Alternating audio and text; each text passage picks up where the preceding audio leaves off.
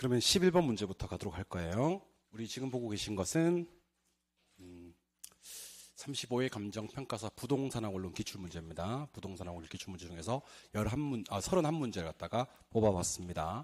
첫 번째는 이제 11번 문제는 자기자본 수익률인데, 자기자본 수익률은 요것만 기억하시면 됩니다. 내 돈 수익 이자 상승분. 내 돈 밑에 받고 수익 올리고 이자 빼고 상승분을 가운데 반영하면 되는데, 최근 기출 경향에 따르면 이런 지문들이 진짜 많이 나옵니다. 이거 거의 짠 것 같습니다. 밀실에서 앞으로 우리 1억 주지 말자, 10,000원 주자, 이렇게 짠 것 같습니다. 1억입니다. 1억이고 순영소득은 500만 원이고 가격은 2% 올랐고 대출금리는 4%다. 이런 문제고, 거의 한치의 오차도 없이 숫자만 바꿔서 똑같이 나옵니다. 그러니까 그대로 그냥 기억하시면 되는데, 다만 유의할 점은요, 실전에 딱 들어갔을 때, 시험장에서 이런 문제가 딱 나왔을 때는요, 항상 타인자본 활용하지 않는 경우하고 타인자본 몇 프로 활용한다 밑 가운데다가 지분 부채를 써놓는 게 결국에는 문제 푸는 속도를 제일 빨리 풀 수가 있는 겁니다. 타인자본 활용하지 않았다는 얘기는 지분이 얼마? 1억, 부채 얼마? 빵이고요. 부채를 몇 프로 활용했다는 것은 40% 활용했다는 것은 부채가 얼마고요? 4천만 원이고요. 내 돈 얼마 들어갔다? 6천만 원 들어갔다. 부동산 1억짜리니까. 맞아요? 그럼 기억을 먼저 푸는 게 훨씬 더 효율적이겠네요. 기억은 이자를 안 빼도 되니까. 내 돈 얼마? 1억. 수익 아까 얼마? 500만 원. 맞아요? 그리고 이자는 뺄 필요가 없고 상승분만 반영하면 됩니다. 얼마짜리 부동산이? 1억짜리 부동산이 몇 프로 오르면? 2%. 자, 1억이 20%가 2천만 원이거든요. 결과값에서 0 하나 딱 빼면 2%가 됩니다. 그럼 얼마? 200만 원. 맞아요? 그럼 계산 너무 쉽네요. 1억분의 700이니까 몇 프로? 7%. 일단 답이 될 수 있는 건 몇 번 아니면?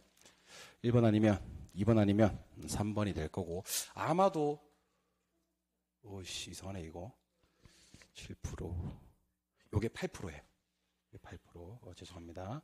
이게 8%. 8%야, 요거는. 아시겠죠? 미안합니다.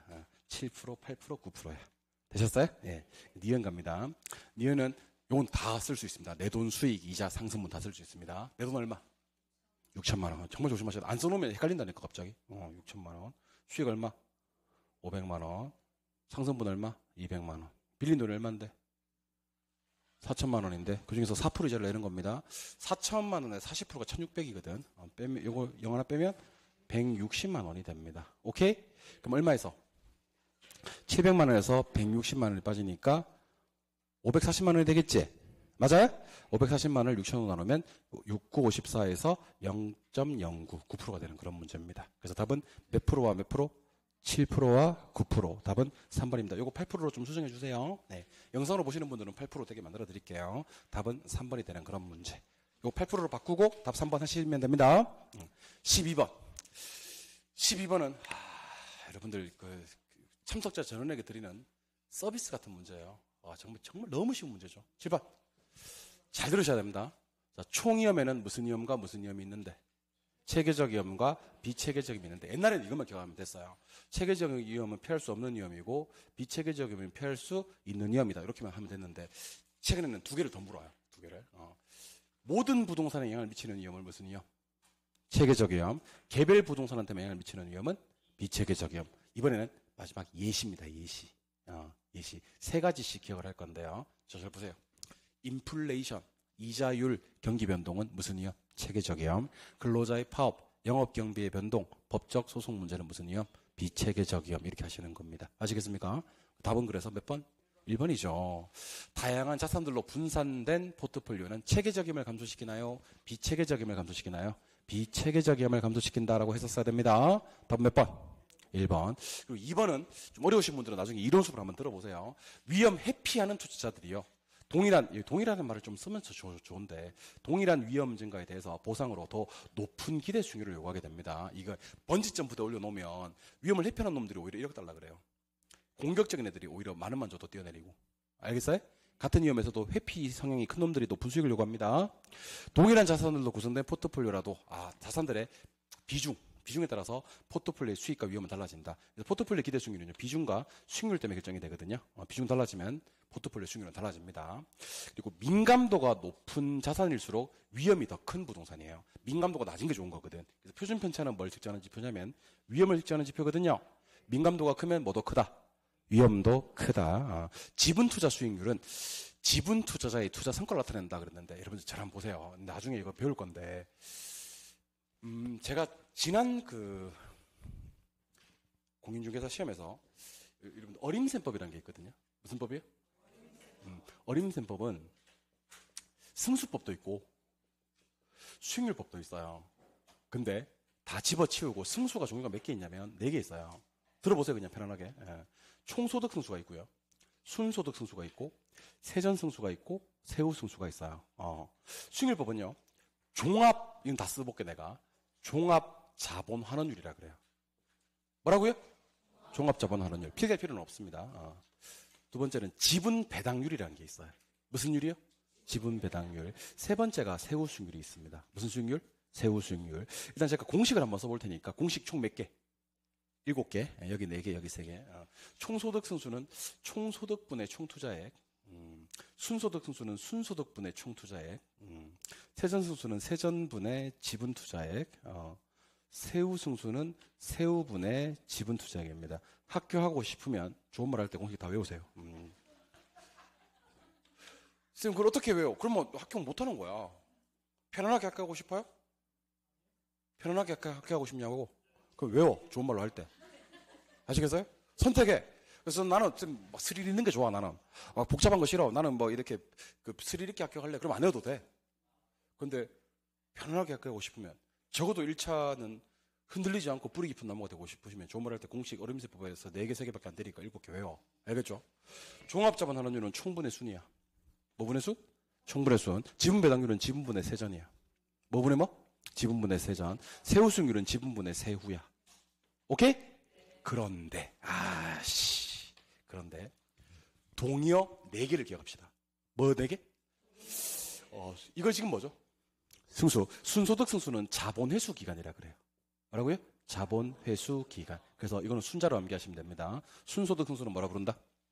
자본회수 기간. 그리고 요 수익률을 부르는 이름이 종합자본 환원율은 잘 들으세요. 총투자 수익률이라 그래요. 무슨 수익률? 총투자 수익률. 이 총투자 수익률이야. 이게 그 유명한 총투자 수익률이라니까. 그럼 총투자 수익률은 뭘 말하는 거다? 종합자본 환원율을 말하는 거고, 혹시 지분투자 수익률은 뭘 말하는 걸까? 세후 수익률을 얘기하는 거야. 그럼 수익률에는 무슨 투자 수익률과 무슨 투자 수익률이 있는데? 총투자 수익률과 지분투자 수익률이 있는데, 총투자 수익률은 누구를 말하는 거고, 종합을 얘기하는 거고, 지분투자는 누구를 얘기하는 거다? 세후. 혹시 지분 환원율이라는 게 있거든요. 지분 환원율은 지분 배당률을 얘기하는 거야. 이렇게 나오면 난이도를 3까지 끌어올리는 겁니다. 그래서 수익률 동의어 3가지 지금 암기 한번 해봅시다. 교재 있습니다, 여러분들. 그러니까 저만 봐. 종합자본 환원율은 무슨 수익률이고, 총투자 수익률이고, 세후 수익률은 지분 투자 수익률이고, 지분 배당률은 지분 환원율이 되는 겁니다. 그래서 공부하실 때는 이게 환원을 얘기하는 건지 총을 얘기하는 건지 지분을 얘기하는 건지 잘 보고 연결 지으시면 됩니다. 그래서 만약에 제가 총투자 수익률 그래. 그러면 종합자본 환원율의 공식인 총분의 순 하시면 되고, 지분 환원율이라 그래. 지분 환원율. 그러면 지분분의 세전 해주셔야 돼. 근데 제가 지분투자 수익률이라고 하잖아. 지분투자 수익률은 지분분의 세후가 된다. 왜냐면 걔는 세후 수익률을 얘기하는 거거든. 갑자기 제가 대간절 이런 얘기를 왜 했냐면요. 일로 한번 나볼까? 여기 보니까 어이씨 뭐라고 그랬어요. 지분투자 수익률이라고 그랬잖아. 얘는 아무 소리 없으면 세후 수익률을 얘기하는 거야. 아시겠습니까? 여기서는 관계가 없는 거잖아. 그냥 지분투자의 성과를 나타내는 거잖아. 맞는데 뒤에 가면 나와요, 이게. 뒤에 가면 나와. 그래서 제가 13번 말고 14번하고 15번을 먼저 풀어드릴 건데 그래도 될까요? 14번 한번 가보겠습니다. 영업 비용 비율인데 이거는 총소득분의 영업 경비거든요. 총소득분의 영업 경비. 근데 이거 감정평가사 시험에서 제가 나중에 그 최종 결과 발표될 때 알려드리겠습니다. 이게 영업 운영 경비가 영업 경비거든. 이걸 갖다가 총소득으로 나눈 값이다라고만 하면 돼. 굳이 유효 총소득일 필요는 없어. 이게 가능 총소득이어도 되거든. 근데 유효 총소득을 줬더라고. 이거는 약간 복수정답 시비가 있어요. 아시겠죠? 이 총소득이 무슨 총소득이 되어도 되고, 가능 총소득이 되어도 되고, 유효 총소득이 되어도 돼요. 물론 유효 총소득을 더 많이 쓰기는 해요. 근데 그냥 영업경비를 총소득으로 나눈다고만 하면 되는데 이거 조금 거시기 하네. 어쨌든 1번은 조금 세모. 2번. 총부채 상환 비율, DTI입니다. DTI. 여러분들, LTV는요, 부동산의 가치분의 부채고, DTI는, 따라해보세요. 연간 소득분의, 연간 부채 서비스액.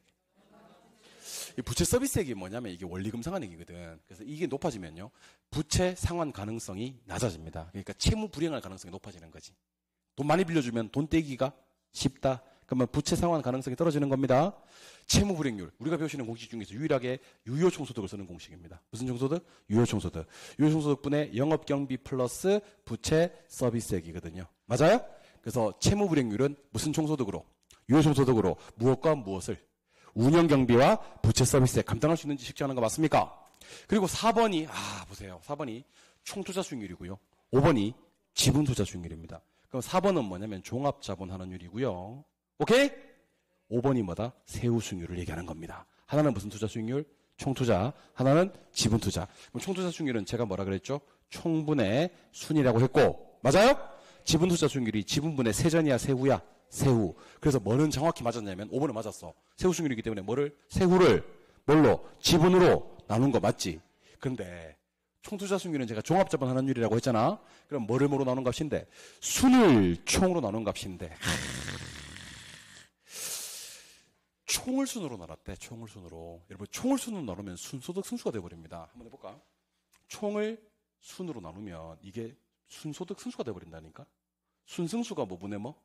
순분의 총. 총을 순으로 나눈 값이고, 지금처럼 종합자본환원율, 총투자 수익률은 뭐를 뭐로 나눈 값이다? 순영업소득을 총투자액으로 나눈 값이다 라고 했었어야 되는 겁니다. 아시겠습니까? 답은 몇 번? 4번입니다. 좋아요? 좋아요? 예, 좋아요. 그다음 뭐라고요? 뭐 암기법이 있어? 아닙니다. 괜찮습니다. 혼자서 나도 그래. 궁금하네 뭐라고 했는지. 자, 13번. 무척이나 궁금하네요. 13번에 부동산 투자 분석의 기법입니다. 부동산 투자 분석 기법. 자, 10번 보세요. 자, 우리가 할인현금 수지 분석법을 DCF법이라 그래요. DCF법은 자, 갑니다. 수입의 현가에서 지출의 현가를 빼는 방법이 있고요. 같게 만드는 방법이 있고요. 나누는 방법이 있습니다. 빼는 방법을 순현가법이라 그래요. 같게 만드는 방법을 내부수익률법이라 그래요. 나누는 방법을 수익성 지수법이라 그래요. 그래서 저 따라 한번 해보세요. 입에서 추를 빼갔나 이렇게 하시면 돼요. 빼는 방법이 순현가법, 같게 만드는 건 내부수익률법, 나누는 건 수익성 지수법입니다. 순현가는 0보다 클 때 투자 결정을 합니다. 뭘 한다고요? 투자 결정.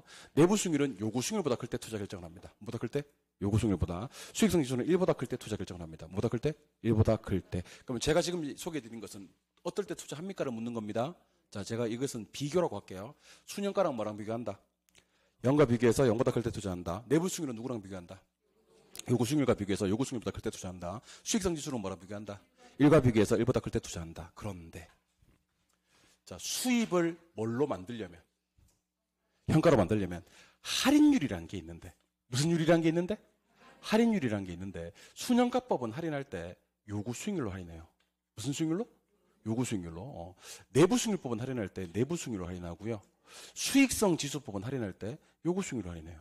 무슨 수익률로? 요구수익률로. 그러니까 이거는 뭐가 다르다는 얘기냐면 할인율이 다르다는 거예요. 우리가 공부를 많이 하다 보면 뭐가 틀리는지 아세요? 나중에 투자 결정하고 할인율이 헷갈려. 헷갈리는 건 좋은 거예요. 아시겠죠? 우리 공부하시는 분들 중에서 헷갈리지조차 않는 분들도 많습니다. 안 궁금하대? 자, 투자 결정을 묻겠습니다. 순현가랑 뭐랑 비교해서? 0과 비교해서 0보다 클 때 투자하는 거고요. 내부수익률은? 요구수익률과 비교해서 요구수익률보다 클 때 투자하는 거고요. 수익성 지수는? 1과 비교해서 1보다 클 때 투자하는 겁니다. 됐나요? 자, 순현가법이든 내부수익률법이든 수익성 지수법이든 할인연금 투지분석법이기 때문에 할인을 해야 될 거 아니야, 그지? 할인할 때 순현가법은 할인율로 뭘 쓴다? 요구수익률을 쓰고, 내부수익률은 할인할 때 뭘로 할인한다? 내부수익률. 그럼 순현가는요, 뭐가 달라지면 달라지는 값이냐면, 이게 달라지면. 뭐가 달라지면? 요구수익률이 달라지면, 뭐가 달라지기 때문에? 할인율이 달라지기 때문에 순현가가 완전히 달라져. 내부수익률은 뭐가 달라지면? 내부수익률이 달라지면, 할인율이 달라지기 때문에 내부수익률이 달라지는 거야. 아시겠죠? 그리고 여러분들 저 따라 한번 해보세요. 단일 투자한, 독립적인 투자한, 여러 투자한, 배타적인 투자한. 자, 단일 투자안에서는요, 수년가법 쓰든 내부승률법을 쓰든 결과치가 동일합니다. 뭐가 동일하다고요? 결과치가 동일하다. 근데 여러 투자한 배타적인 투자할 때는요, 수년가법 썼을 때와 내부승률법 썼을 때 결과치가 같을 수도 있지만 다를 수도 있다라고 기억하시는 겁니다. 그래서 단일 투자할 때는 결과치가 반드시 맞지만 동일하지만 여러 투자한 배타적인 투자할 때는 결과치가 같을 수도 있고 다를 수도 있다. 지금 이해 못해도 괜찮아요. 이건 무슨 말인지 나중에 정리가 될 거예요. 단일 투자한 독립적인 투자할 때는 결과치가 같다. 여러 투자한 배타적인 투자할 때는 결과치가 같을 수도 있지만 다를 수도 있다. 다를 때는 누가 더 합리적이다? 수년가법이 합리적이다. 자, 그럼 지금부터 제가 왜 수년가법을 합리적이라고 하는지를 알려드리고 싶은데 그래도 될까요? 수년가법은 4가지 측면에서 합리적입니다. 아까 배웠던 거. 수년가법이 내부승률법보다 합리적인 이유. 일단 할인율. 할인율. 좋아. 얘를 뭐라고 부르기도 하냐면 재투자율을 그러기도 해. 뭐요? 재투자율. 수년가법에서는 아까 뭘 쓴다 그랬죠? 좋아요. 내부승률법은? 내부수익률. 방금 제가 소개해드린 것은 뭐죠? 할인율, 재투자율. 이거 말고 다른 거 물어야 되겠다. 수년가는 어떨 때 투자 결정합니까? 0과 비교해서 0보다 클 때. 내부수익률은 어떨 때 투자 결정합니까? 요구수익률과 비교해서 요구수익률보다 클 때 투자 결정을 하는 거고, 할인하거나 재투자할 때는 무슨 율을 쓴다? 수년가법은 요구수익률을 쓰고, 내부수익률법은 내부수익률을 쓰는데, 할인율이나 재투자율로는 요구수익률을 쓰는 게 좋아요. 아시겠죠? 이번에는 부의 극대화 해봐. 시작. 수년가법은 반드시 부가 극대화돼. 내부수익률법은 안 돼. 그리고 따라해봐. 가산. 자, 합한다, 가산한다는 것은 다른 거잖아. A 수년가가 20이야. B 수년가가 10이고. 그럼 둘 다에 투자하면 수년가는 얼마다? 30이다. 여기 얼마 남았어? 20. 여기 10. 둘 다에 투자하면 30. 합된다, 안 된다?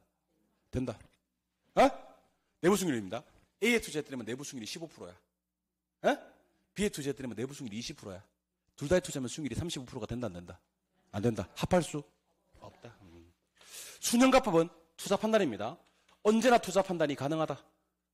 오케이? 내부수익률법은 상당히 유명한 말이 나옵니다. 무슨 내부수익률이 뜨면? 복수의 내부수익률. 복수의 내부수익률이 뜰 수 있다, 없다? 있다. 그때는 투자 판단이 뭐하다? 불가능하다. 그러니까 내부수익률법은 뭐가 나타날 수도 있다? 복수의 내부수익률. 그때는 투자 판단이 뭐하다? 불가능하다. 자, 저를 보고 대답 한번 해보세요. 수년가법은 할인하거나 재투자할 때 뭐를 쓴다? 내부수익률법은? 내부수익률. 수년가법은 부의 극대화 되고, 되고, 투자 판단 언제나 가능하다. 근데 내부수익률법은 부의 극대화 안 돼. 합할 수 없어. 무슨 수익률이 생길 수 있는데? 복수의 수익률이 생길 수가 있는데 복수의 내부수익률이 생겨버리면 투자 판단이 가능하다, 불가능하다? 불가능하다. 들어오세요. 들어와. 이거는 제 생각에는 여러분들이 치는 시험에 그대로 나올 수도 있을 것 같아요. 추천합니다. 갑니다. 자, 뭐가 달라지면? 요구수익이 달라지면 뭐는 달라진다? 수년가는 달라진다. 왜냐하면 수년가법에서는 할인율로 뭘 쓰니까?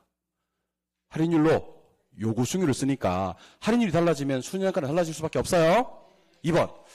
서로 다른 내부수익률을 가지는 두 자산에 동시에 투자하는 경우 투자의 내부수익률은 각 자산의 내부수익률을 더한 것과 같다. 그러니까 개별 투자한 다음에 전체 내부수익률이 나온다, 안 나온다? 내부수익률은 안 돼요. 수년가법은 이게 되거든. 수년가법은 개별 수년가를 합치면 전체 내부수익률이 나오거든. 내부수익률법은 더한 것과 같다, 다르다. 옳지 않은 거 찾아야 됩니까? 답은 몇 번? 2번. 내부수익률법에서는 내부수익률이 복수로 존재할 수가 있다. 이때는 투자 판단이 가능하다, 불가능하다? 불가능하다. 내부수익률법에서는 자, 투자 결정을 내린다. 뭐랑 비교해서? 내부수익률과 요구수익률을 비교해서. 얘는 할인율을 묻는 거 아니다. 어떨 때 투자합니까를 묻는 거다. 투자 결정. 내부수익률은 뭐랑 비교해서? 요구수익률과 비교해서 요구수익률보다 클 때 투자하고요. 수년가랑 뭐랑 비교해서? 0과 비교해서 0보다 클 때 투자하고요. 수익성 지수는 1과 비교해서 1보다 클 때 투자한다. 그렇게 기억하시는 거예요. 이해하셨어요? 5번입니다. 상호 배타적인 투자. 자, 잘 보시고. 단일 투자한 독립적인 투자일 때는 결과치가 반드시 같지만 배타적인 투자일 때는 수년가법과 수익성 지수법을 통한 의사결정이 달라질 수 있다. 달라질 수 있는 거예요. 내부수익률법도 달라질 수 있고 다 달라질 수가 있는 거예요. 단일 투자할 때는 결과치가 똑같이 나오고요. 배타적일 때는 다를 수도 있다. 물론 같을 수도 있어요. 어쨌든 다를 때는 누가 더 합리적이에요? 수년가법이 훨씬 더 합리적이다. 기억해 주시기 바랍니다. 아시겠죠? 그리고 15번. 이것도 좀 잘 보셔야 될 것 같아요. 이게 평가사 시험에 그냥 나온 게 아니거든. 자, 우리 앞에서 저한테 대부 비율 배웠습니까? 안 배웠습니까? 배웠죠. 뭐 분의 부채? 부동산의 가치분의 부채, 자산분의 부채 그랬어. 공식 알려드릴게. 대부비율은, 자, 잘 봐. 대부비율은 부동산의 가치분의 부채야. 뭐 분의 뭐라고요? 부동산의 가치분의 부채. 7번 봐봐요. 부동산 얼마짜리야? 4억. 그럼 뭐만 구하면? 부채만 구하면 대부비율 구하는 거 시간 문제다. 그지? 부동산 4억짜리잖아. 부채만 구하면 돼. 저랑 두 가지 공식을 떠올려 주십니다. 자, 절 보세요. 여러분들 기억이 날지 모르겠다. 기억이 나야 되는데 날지 모르겠다. 우리 부채에다가 뭐를 곱하면? 저당 상수를 곱하면 뭐가 나온다? 부채 서비스액이 나온다. 대답하세요. 부채 서비스액은 빌리는 거야, 갚는 거야? 갚는 거야. 부채는 많은 거고 빌리는 거고. 그러면 질문 드려야 되겠다. 부채는 어떻게 구하지? 부채는? 부채 서비스액을 뭐로 나눠주면? 저당 상수로 나눠주면 된다. 자, 지금 이 공식 머릿속에 넣으세요. 지금 이 공식. 여러분 힘 좀 내세요. 부채 어떻게 구해요? 부채 서비스액을 저당 상수로 나누면 된다. 되셨어요? 그리고 이거 물어봐야 되겠다. 정말 중요합니다. 모르면 가만 안 둬. 자, 따라서요. 부채 감당률. 부채 감당률은 뭐 분의 뭐? 부채 서비스액 분의 순영업소득. 부채 서비스액 분의 뭐? 순영업소득. 그럼 질문. 이거 알고 이거 알면 이거 구할 수 있다 없다? 있다. 자, 잘 들어. 여러분 2는 5분의 10인가? 5는 2분의 10인가? 따라서 분수, 분모. 분수와 분모 자리는 언제든지 바꿀 수가 있습니다. 제가 질문 드려야 되겠다. 부채 서비스가 어떻게 구해요? 순영업소득 나누기 부채 감당률 이렇게 하시면 됩니다. 이 자리랑 이 자리랑 뭐 할 수 있으니까 바꿀 수 있으니까. 맞아요? 자, 그대로 와. 여러분들 저기 머리 흔들지 말고 그대로 와. 아시겠죠? 머리를 요래 뭐 흔들지 말라고 이렇게 요래 그대로. 자, 일로 오세요. 자, 지금 부채 감당률이 얼마인데? 부채 감당률이 2인데 맞아요? 부채 감당률은 뭐 분의 뭐라 그랬지 제가? 부채 서비스액 분의 순영업소득이라 그랬지. 맞아요? 그럼 지금 순영업소득이 얼마래요 저기? 4천이래요. 그럼 얘가 얼마일까? 2천만 원이지. 2로 나누면 이게 나온다니까? 2천만 원이지. 근데 제가 부채 구하는 방법 알려드린 적 있나? 뭐를요? 부채 서비스액을 뭐로 나누면 된다? 저당 상수로 나누면 된다 그랬습니다. 맞아요? 따끈따끈한 부채 서비스액 얼마야? 2천. 저당수가 얼마? 0.1. 2천을 0.1 나누면 이게 2억이 나오거든. 얼마? 2억. 끝났어. 방금 구한 부채가 얼마라고요? 2억. 부동산 얼마짜리인데? 4억짜리인데 부채가 얼마면? 2억이면 대부비율은 몇 퍼? 50%. 답은 몇 번? 4번. 이렇게 푸는 겁니다. 안 어려워요. 여러분들 요거 잘하면 40초 만에 풀 수 있습니다. 자, 부채 감당률을 통해서, 자, 잘 보세요. 부채 감당률을 통해서 부채 서비스를 구할 수 있다, 없다? 있다. 그 부채 서비스를 뭐로 나누면? 저당상수로 나누면 뭐가 된다? 부채. 대부비율은 뭐 분의 부채다? 부동산의 가치분의 부채다. 부동산 얼마짜리? 4억. 부채 얼마짜리? 2억.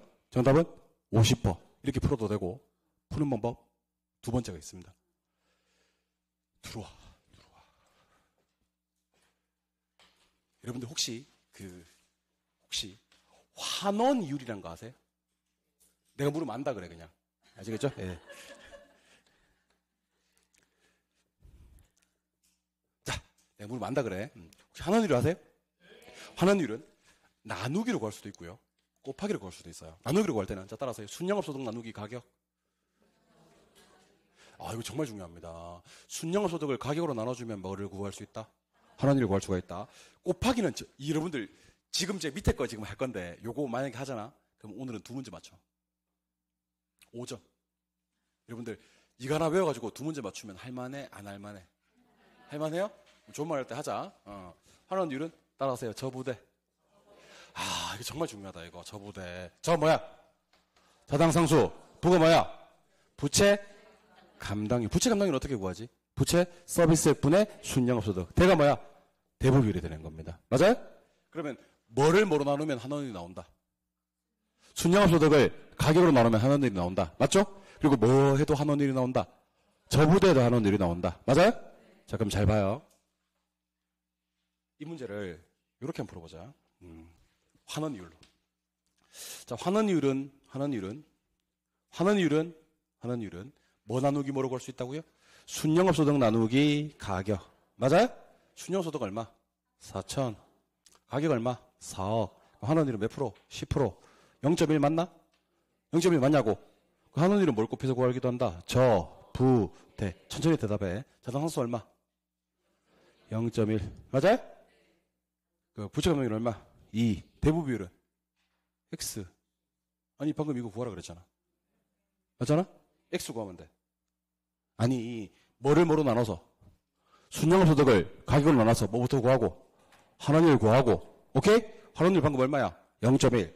0.1에다가 2를 곱하면 얼마야? 0.2지. 많이 어렵구나. 그리고 뭐 나누기? 0.1 나누기 0.2 하면 0.2분의 0.1이기 때문에 얘가 50%가 됩니다. 몇 퍼? 50%. 답은 4번. 이렇게 풀어도 됩니다. 아시겠죠? 그러니까 문제 푸는 방법이 몇 개 있다? 2개 있는데 첫 번째는 뭐냐면 대부비를 구하라 그랬잖아. 그지? 대부비는 부동산의 가치분의 부채거든. 부동산 얼마짜리? 4억짜리. 부채만 구하면 되잖아. 자, 우리 부채 감당률을 통해서 뭘 구할 수 있다? 부채 서비스에. 그 부채 서비스를 뭐로 나누면? 자동환수로 나누면 부채가 된다. 올리면 되고. 두 번째는 환원율은 순영업소득 나누기 가격이잖아. 순영업소득 얼마? 4천. 가격 얼마? 4. 환원율 얼마? 0.1 박아놓고 자동상수 0.1. 부채 감당률 2. 대부비율은 50% 뜨면 나와. 오케이? 대부비율은 X 50% 이렇게 두 개의 방법으로 구하시면 됩니다. 요거 일반인들 잘 못 풀어. 생각보다 간단한 문제인데 일반인들 잘 못 푸니까 집에 가서 두 가지 방법 중 편한 방법으로 한번 풀어보시고, 지금 난 두 개 다 불편한다 하시는 분들은 어쩔 수가 없고 그렇습니다. 아시겠죠? 나중에 공부하다 보면 좀 늘어. 이것도 16번으로 갑니다. 16번. 자, 16번은 다 보지 마시고 제가 보란 것만 보시는 거예요. 제가 보란 것만. 그렇게 하실 건가요? 네. 일단 첫 번째는요 2번 볼 거고요, 두 번째는 4번 볼 거고요, 세 번째는 5번 볼 거예요. 2번, 4번, 5번만 우리 시험 범위고요, 나머지는 우리 시험 범위가 아니에요. 아시겠죠? 몇 번? 2번, 4번, 5번. 자, 여러분들 부채 감당률이라는 거 오늘 진짜 많이 나오는데, 부채 감당률은 자 보세요. 부채 감당률은 뭐 분의 뭐죠? 부채 서비스액 분의 순영업소득이죠. 맞아요? 얘가 1보다 큰 게 좋아요, 작은 게 좋아요? 큰 게 좋아요. 꼭 좀 기억하셔야 됩니다. 이거는 모르면 큰일 나. 그래서 은행에서는 위험 줄이기 위해서 부채 감당률이 1보다 많은 놈한테 대출한다. 큰 순서대로 대출하는 게 좋아요. 부채 감당률 1보다 많을수록 좋다? 클수록. 사실은 작을수록 좋은 게 많지 않아요. 1보다 클수록 좋아요. 작을수록 좋은 건 다음에 한번 할 건데, 분산, 표준 편차, 변이계수, 위험을 측정하는 지표들은 작을수록 좋고요. 우리 순소득 승수, 자본회수 기간 작을수록 좋고요. 그다음에 PIR, 우리 주택 사는데 걸리는 기간 따지는 거 작을수록 좋습니다. 나머지는 클수록 좋아요. 부채 감당 1보다 클수록 좋고. 이번에는 저랑 4번을 한번 해볼 건데 저 따라 한번 해보실래요? 채 가운데가 원리금 균등입니다. 근데 대출 채권의 듀레이션, 회수기간이란 말이 나왔죠. 그죠? 회수기간은 누가 제일 짧냐면 원금 균등이 제일 짧아요. 그 다음 뭐요? 원리금 균등. 그 다음 누구? 최정식. 최정식이 제일 길어요, 제가. 회수가 제일 빠른 게 누구? 원금. 그 다음에 원리금. 그 다음에 최정식인데 주어 찾습니다. 누가요? 원리금 균등이요. 누구보다는요? 원금 균등보다는요, 회수하는데 시간이 더 많이 걸리거든요. 회수 기간이 더 많다? 길다. 어때요? 맞아요. 우리 뭐 찾아야 됩니까? 옳은 거 찾아야 됩니다. 답은 몇 번? 4번. 다른 것과는 관계없이 답 4번이에요. 회수 기간이 누구보다는 좀 더 길다. 원리금 균등, 요 놈이 얘가 제일 짧은 거거든. 얘보다는 얘가 회수 기간 좀 더 깁니다. 5번 갑니다. 자, 은행에다 갖다 바치는 총 상환액. 자, 은행에다가 갖다 바치는 돈을 절약하고 싶으시면요, 원금 균등으로 대출하는 게 좋아요. 은행에다 갖다 바치는 총 상환액은 얘가 제일 커요. 누구요? 최정식. 그 다음 원리금. 누가 제일 작아요? 원금 균등. 주어졌습니다. 무슨 상환이? 원리금. 원리금 균등은 갖다 바치는 돈이 누구보다는요, 원금 균등보다는 더 적은 편, 더 많은 편, 더 크다라고 해야 됩니다. 오케이? 그래서 우리 다른 건 다 집어치우고 세 가지만 물을게요. 보지 말고 한번 해보셔요. 보지 말고. 첫 번째는 은행이 돈을 대출해 줄 때는요, 부채 감당률이 1보다 작은 놈한테 큰 놈한테 대출해 주는 게 낫고요. 회수 기간은 원금 균등과 원리금 균등 중 누가 짧고 누가 긴지 얘기하시면 됩니다. 원금 균등은 짧고 원리금 균등은 길다. 은행에다가 갖다 바치는 돈이 누가 작고 누가 큰지만 얘기하시면 됩니다. 은행에다 갖다 바치는 총 상환액은 원금 균등은 작고 원리금 균등은 크다 기억하시면 됩니다. 아시겠습니까? 다시 세 개 물을 겁니다. 부채 감당률 1보다 많은 게 좋고, 큰 게, 돈을 회수하는 데 걸리는 기간, 듀레이션은 원금 균등은 길고 짧고 원리금 균등이 길다. 은행에다가 갖다 바치는 총 상환액은요, 원리금 균등은 크고 원금균 등은 작다. 이렇게 얘기하시면 됩니다. 세 개 질문 보시면 됩니다. 여기 세 개 중에서 옳은 건 몇 번? 4번이 정답이 되는 그런 문제입니다. 아시겠죠? 예, 17번. 17번은 좀 어렵게 나왔습니다, 여러분들. 좀 어렵게 나왔습니다. 자, 일로 한번 오실래요? 한번 오실래요? 자, 우리가 주택저당증권이라고 해서 MBS라는 놈이 있습니다. 뭐요? MBS. 종류가 세 가지가 있거든요. 잠깐만요.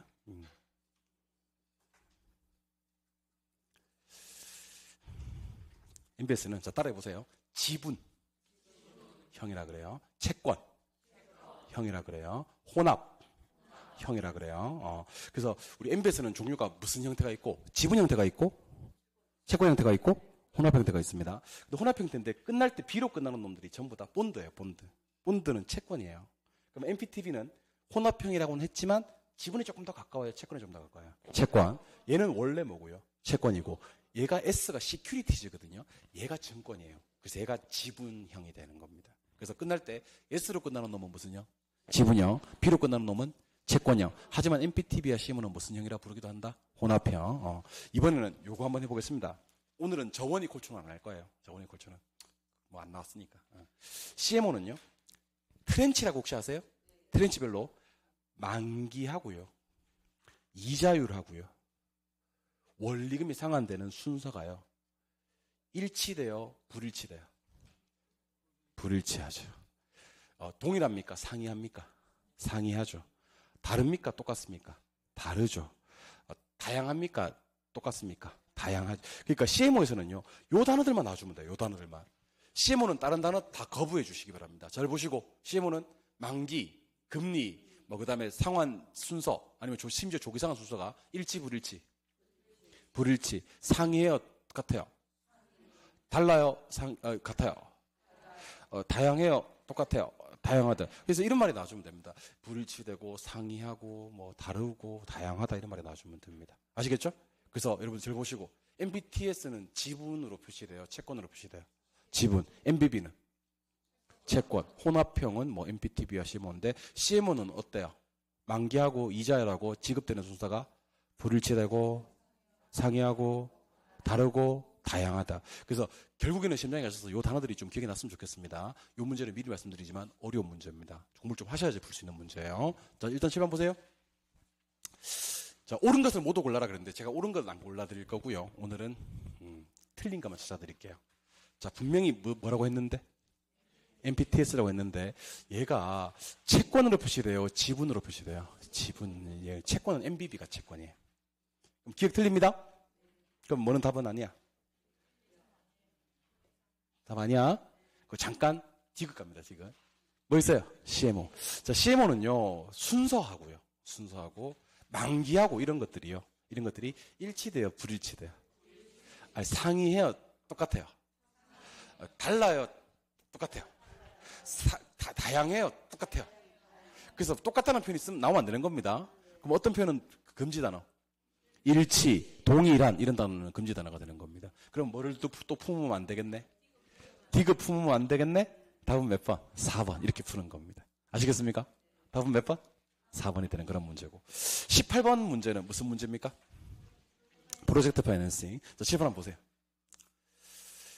자, 우리 상당히 많은 수험생들이 프로젝트 파이낸싱에 대해서는 알고 있지만 프로젝트 파이낸싱을 정확하게 하시는 분들이 없어서 오늘은 영어 공부까지 같이 하겠습니다. 영어 공부까지 두 가지 회사가 있습니다. 무슨 회사가 있다고요? 두 가지 회사. 자, 따라서요. 프로젝트, 스폰서, 프로젝트, 컴퍼니, 금융기관. 자, 잘 들으셔야 됩니다. 프로젝트 스폰서를 프로젝트 사업주라 그래요. 뭐라고요? 프로젝트 컴퍼니를 프로젝트 회사라 그래요. 뭐라고요? 프로젝트 회사. 지금 다른 얘기 잘 들어. 자, 금융기관이 돈 빌려줄 거 아닙니까? 돈 빌려줄 때 그 사업주한테 빌려줘요? 회사한테 빌려줘요? 회사한테 빌려줘요. 자, 그러면 대답하세요. 사업주 장부에는 부채가 기록이 돼요? 안 돼요? 안 돼요? 이걸 뭐라 그래요? 이걸 부해금융이라 그래요. 이걸 뭐라고 한다고요? 부해금융. 어디 외로 기록되는 금융? 장부 외로 기록되는 금융입니다. 맞아요? 이거는 여러분들 사업주 장점이에요? 금융기관 장점이에요? 아니, 돈 아무리 많이 빌려도 회사를 통해서 빌리고 사업주 장부에는 부채가 한 개도 안 뜨니까 이거는 사업주 장점입니다. 그래서 부해금융은 금융기관 장점이 아니라 누구 장점이고? 사업주 장점이고, 프로젝트 어디에 부채가 안 뜬다? 사업주 장부에 부채가 안 뜬다. 프로젝트 회사 장부에는 부채가 뜹니다. 자, 두 번째. 프로젝트 회사가 부도 났어요. 왜? 실패했어요. 왜? 실패. 청산합니다. 왜? 청산합니다. 그러면 얘는 돈 빌려준 거 지금 못 받게 생겼잖아. 그지? 그러면 잘 들으셔야 됩니다. 프로젝트 회사한테 청구할 수 있다 없다? 있습니다. 이런 사태가 벌어질 줄 알았습니다. 빌려줬는데 왜 청구를 못해? 청구할 수 있습니다. 자, 그런데 프로젝트 사업주 있죠? 사업주한테 청구할 수 있다 없다? 이걸 뭐라 그래요? 그렇지. 이걸 비소구 또는 제한소구라고 합니다. 맞아요? 그럼 친구 하는 얘기 잘 들어. 비소구도 프로젝트 파이낸싱 맞아? 부의금융도 프로젝트 파이낸싱 맞고, 그리고 둘 다 누구와 관계되는 거야? 사업주와 관계되는 거야. 근데 완전 다른 말이야. 자, 지금부터 이거 모르는 사람 많아요. 공인중개사 공부하시는 분들 중에서 80%는 이걸 모르고 신명에 들어가요. 감정평가사 공부하시는 분들 중에서 50%가 이걸 모르고 신명에 들어갑니다. 둘 다 프로젝트 파이낸싱 맞지? 그리고 뭔지 몰라. 자, 잘 들으세요. 돈을 빌릴 때 회사가 빌려, 사업주가 빌려? 회사가 빌려? 그럼 사업주 장부에는 부채가 표시되지 않겠네? 이걸 뭐라 그래? 부의금융. 그럼 부의금융은 누구 장점이야? 사업주 장, 금융기관 장점이 아니야. 자, 프로젝트 회사가, 듣고 있나 지금? 프로젝트 회사가 사업하다가 실패했어요. 그럴 수 있지. 부도나겠지. 청산하겠지. 파산도 아까 파산, 나쁜 말 다 써보자. 뭐 파산, 청산, 뭐 실패, 부도 났습니다. 오케이? 그러면 돈을 빌려주는 금융기관은 회사한테 가서 돈 내놔라 할 수 있어요? 그건 돼요. 그건 되고. 누구한테 가서? 사업주한테 가서 내 이럴 줄 알았어. 네가 돈 내놔 이렇게 할 수는 없어요. 그걸 뭐라고 한다? 비소구 또는 제한소구 금융이라고 합니다. 이해하셨습니까? 그러면 금융기관 위험해 안 위험해? 아니 얘만 보고 사업주만 보고 돈 빌려줬다가 지금 사업주한테 청구도 못하지. 부동산 담보도 없지. 그래서 금리가 낮겠어 높겠어? 높겠지. 이해하셨습니까? 그럼 지금 제가 얘기하는 게 뭔지 다시 한번 얘기해보자. 이제 모르긴 몰라봐 진짜. 자, 해보세요. 프로젝트 파이낸싱은 프로젝트 회사 장부에 부채가 떠 안 떠? 떠요. 프로젝트 사업주 장부에 부채가 안 떠요. 이게 뭐예요? 부의금융. 누구 장점? 사업주 장점. 프로젝트가 실패, 도산, 부도, 파산했습니다. 프로젝트 회사한테 청구할 수? 너무 좋아요. 너무 좋아요. 근데 프로젝트 사업주한테는 청구할 수가? 그걸 뭐라 그래요? 비소구 또는 제한소구 금융이라 그래요. 이해하셨습니까? 답 바로 보일 건데 한번 가보자. 누구의? 사업주의 대차 대조표에 부채 표시가 안 되어서 사업주의 부채 비율에 영향을 미치지 않는다라고 해야 됩니다. 우리 옳은 거 찾아야 돼? 옳지 않은 거 찾아야 돼? 옳지 않은 거. 답은 몇 번? 1번. 돈을 암만 많이 빌려도 회사 장부에 부채가 떠 안 떠? 뜬다고. 아니 문제는 내가 내잖아. 왜 나한테 그러니까 회를 내지 나한테? 문제 낼 수 있잖아. 회사 장부에 부채가 뜬다고. 사업주 장부에 부채가 안 뜬다고. 그러면 사업주의 부채 비율에 영향을 미치지 않는다고. 답은 몇 번? 1번. 1번을 네 글자로 뭐라 그래? 이걸 부의금융이라 그래. 오케이? 프로젝트 자체의 수익성 보는 거고 향후의 현금 흐름을 기초로 하는 겁니다. 오케이? 원칙적으로 무슨 금융인데? 비소구인데 제한소구 금융의 성도 있습니다. 비소구 제한소구는 누구한테는요? 사업주한테는요? 청구할 수가 없다는 게 비소구 제한소구입니다. 사업주 장부에 부채가 안 뜨는 것은요? 부의금융이고요. 하지 말까 우리? 어차피 모를 것 같은데 느낌상. 자 다시 사업주 장부에는 부채가 안 뜨는 건 무슨 금융이고요? 부의금융이고요. 사업이 실패했을 때 사업주한테 청구할 수 없는 것은요? 비소구 또는 제한소구 금융입니다. 아시겠습니까? 이게 여러분들은 이 프로젝트 사업주인지 프로젝트 회사인지를 잘 봐야 됩니다. 회사한테는 다 돼. 회사한테는 부채도 뜨고 안 뜨고. 뜨고 청구할 수도 있어. 사업주는 부채도 안 뜨고 청구할 수도 없어. 안 뜨는 건 부에 청구 못하는 건 비소구. 그렇게 얘기하는 거라고. 이 전부 다 누구 관계되는 거다? 사업주 관계되는 거다. 이해하셨습니까? 시험에는 맨날 그것만 나옵니다. 좋아요? 오케이. 19번. 부동산 투자회사 법령상 부동산 투자 회사에 대한 설명이다. 옳지 않은 것을 찾아라. 그랬습니다. 여러분들 저 좀 보세요. 저 좀 보세요. 저 보시는 겁니다. 자, 따라가세요. 57에 35 빵빵. 9구단 5단을 외쳐주시면 됩니다. 5, 7에 35 빵빵인데 잠깐만 앞에 게 설립자본금이에요. 뭐라고? 설립. 뒤에 게 최저자본금이에요. 자 그럼 절 보시죠.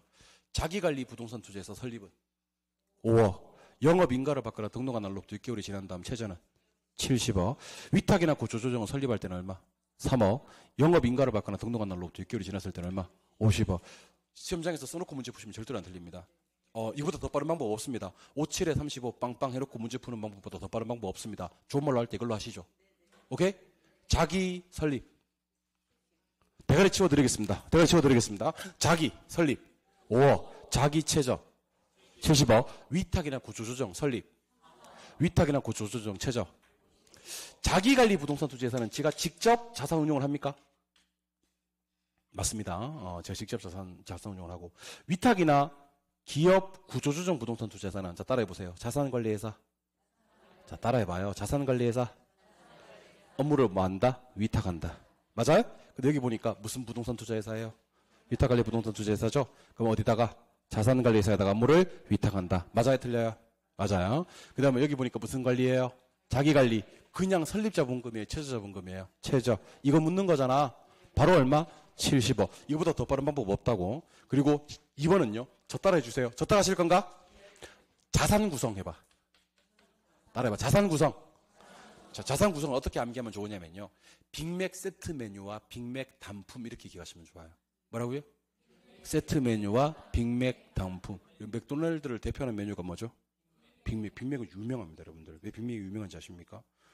그렇죠. 전 세계 빅맥 가격 가지고 물가를 매겨요. 그래서 여기 빅맥은 8,000원이다 그러면 물가가 어떻다. 저기 빅맥은 5,000원이다 그럼 물가가 어떻다 이렇게 판단하는 거예요. 아시겠습니까? 빅맥 세트가 뭐로 구성되어 있죠?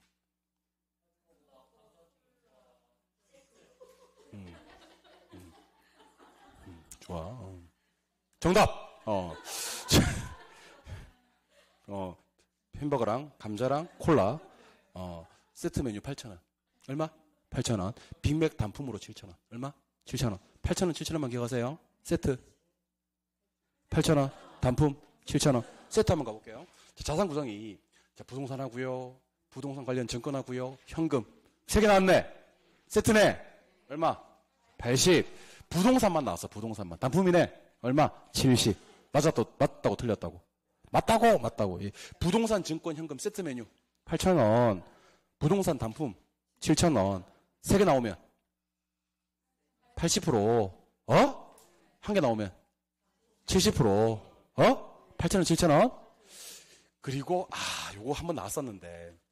자, 부동산 투자회사 보이십니까? 회계처리 보이십니까?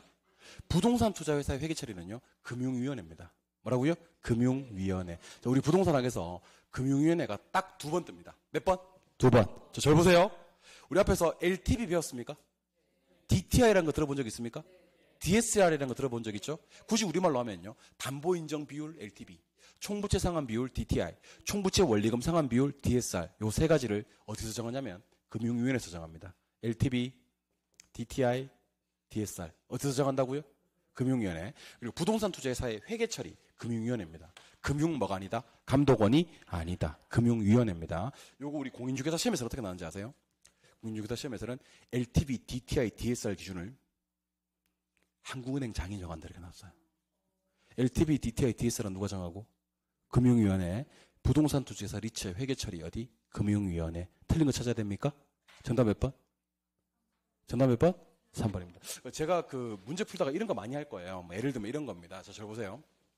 우리 부동산학은 전부 다 공급이 감소되는 정책들인데 공급이 증가되는 정책이 딱 2개 있습니다 하면서 뭐를 할 거냐면 그 임대료 보조와 선분양 얘들은 공급 증가 나머지는 공급 감소 이런 거 할 거거든. 할 거야. 그리고 30일이 3종이 있습니다. 뭐 이런 거 할 거야. 30일은 일단은 부동산 매매 계약 체결되면 계약 체결로부터 30일 이내 신고 들어가고요. 무효 해제 취소되면 확정된 날로부터 30일 이내 신고 들어가고요. 그다음에 부동산 가격 공시가 이루어졌을 때는 가격 공실로부터 아니면 결정 공실로부터 30일 이내 이의 신청이 가능하다 이렇게 얘기를 할 거거든요. 이렇게 2종, 3종 이런 거 많이 할 거야. 금융위원회 회계처리. 금융위원회는요. 부동산 투자회사의 회계처리할 때 LTV, DTI, DSR 기준 정할 때는 금융위원회가 뜬다는 거 기억을 하시기 바랍니다. 따로 기억 안 해놓으시면 문제 맞추기 좀 어렵습니다. 아시겠습니까? 답은 3번, 20번 문제. 자, 부동산 개발 방식에 관한 설명이다. 옳은 것을 모두 골라라 그랬습니다. 여러분들 개발 중에서요. 개발 중에 자, 잘 보세요. 이 민간이 개발하는 거랑 정부가 개발하는 게 있거든요. 민간이 개발하는 건 쉬워요. 민간 개발이라 그래요. 무슨 개발? 민간 개발. 정부가 개발하는 건 아무래도 사익성 강조할까요? 공익성 강조할까요? 공익성. 그리고 얘들은 땅을 갖다가 어떻게 할까요? 다 매수해서 개발 사업을 진행합니다. 그래서 뭐가 강하고요? 공익성이 강하고 대량 공급이 가능하려고 그러면 매수 방식을 채택해야 됩니다. 이 방식이 공영개발이에요. 무슨 개발? 공영개발. 이번에는 토지 택지 개발 사업을 한 다음에 사업에 소요된 비용 등을 제하고 사업에 소요된 비용 같은 게 땅으로 가져가는 경우는 채비지라 그래요. 무슨지? 채비지. 면적비를 따라서 토지로 되돌려주는 방식이 있습니다. 아휴, 너무 쉽잖아. 그럼 뭐지 이거? 환지. 그러면 기억 몰라도 답은 몇 번? 1번입니다. 다시 물어야 되겠다. 정부가 하지 말고 공익성, 대량 공급하기 위해서 매수하는 방식은 무슨 개발? 공영개발. 택지 개발 사업이 끝나고 원토지 소유자들에게 채비지, 보류지 같은 거 빼고 되돌려주는 것은 한지. 그리고 지금부터 하는 얘기 잘 들으세요. 자, 이거 읽어주세요. 죄송합니다. 수익증권 소유자 해봐. 시작. 이걸 수익자라 그래. 뭐라고 한다고? 수익자. 자, 지금부터 제가 신탁의 단계를 좀 알려드리겠습니다. 잘 봐요. 옛날에 토지 소유자가 살았어요. 그리고 신탁회사가 살았어요. 근데 신탁을 하는 순간 얘가 얘한테 소유권을 이전해버립니다. 신탁은 소유권이 뭐 된다? 이전. 그럼 명의 지금 누구 명의? 신탁회사 명의입니다. 맞아요? 얘를 따라서 위탁자. 얘를 받을 숫자 써서 수탁자. 그럼 얘가 얘한테 뭐 주기겠지? 수익증권을 줍니다. 뭐 준다? 수익증권. 그럼 얘는 수익증권 받았지. 얘를 뭐라 부르냐면 수익증권 소유자라 그래. 뭐라고요? 수익증권 소유자. 그럼 얘를 수익자라고 합니다. 근데 신탁이 종료되잖아요. 신탁에서 발생된 수익, 지분, 소유권은 누가 싹 다 먹는다? 수익자만 먹어요. 수익자가 다 가져가요. 그러면 신탁회사는 뭘 먹어? 수수료 먹어요. 절대로 나눠가지는 방식이 아닙니다. 신탁에서는 중요한 게 딱 두 개. 돈은 누가 먹는다? 수익자가 먹는다. 전부 다? 예, 전부 다. 수익을 나눠가지는 방식이 아니다. 그리고 이 일련의 모든 개발 사업들을 누구 명의로 진행을 한다? 신탁회사 명의. 그래서 여기서는 명의는 안 나왔고요. 누가 돈 먹느냐 나왔어요. 신탁회사는 누가 돈 먹는다? 수익증권 소유자가 먹는다. 수익증권 소유자를 세 글자로 뭐라 부른다? 수익자라 부른다. 다른 개발 사업에서는 수익증권이라는 말 자체를 쓰지 않습니다. 아시겠습니까? 오직 어디에서만? 신탁에서만. 오직 어디에서만? 신탁에서만 수익증권 소유자, 수익자란 말을 쓴다는 것도 알고 계시기 바랍니다. 문제 풀다가 위탁자, 수탁자, 수익자가 뜨면 전부 다 뭐에 대한 설명? 신탁. 하나 더. 신탁은 누구 명의로 사업 진행? 신탁회사, 수탁자 명의로 사업 진행. 두 가지만 아시면 됩니다. 그럼 제가 말하는 게 뭔지 한번 얘기해 볼래요? 토지 소유자가 소유권 넘겼어.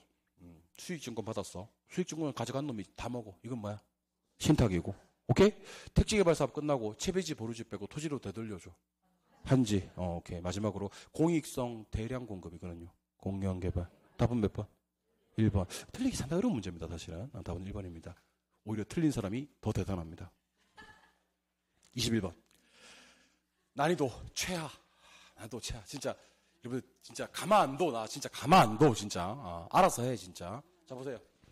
시설 소유권은 뭐 하자마자? 준공하자마자 빌드네. 빌드. 소유권을 정부 등에게 뭐 시켰어? 기속시켰네. 일단 답이 될 수 있는 건 몇 번? 일단 답이 될 수 있는 건 몇 번 아니면 몇 번? 2번 아니면 2번. 아니 우리 지금 몇 줄 읽었지 지금?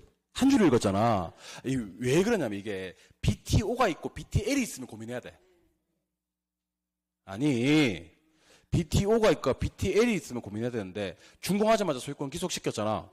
그럼 민간이 소유권 가지고 있는 기간이 없는 거잖아. 그럼 일단은 무조건 BT로 출발해야 돼. 뭐래요? BT. BT로 출발한 게 몇 번? 그럼 답은 몇 번 아니면 몇 번?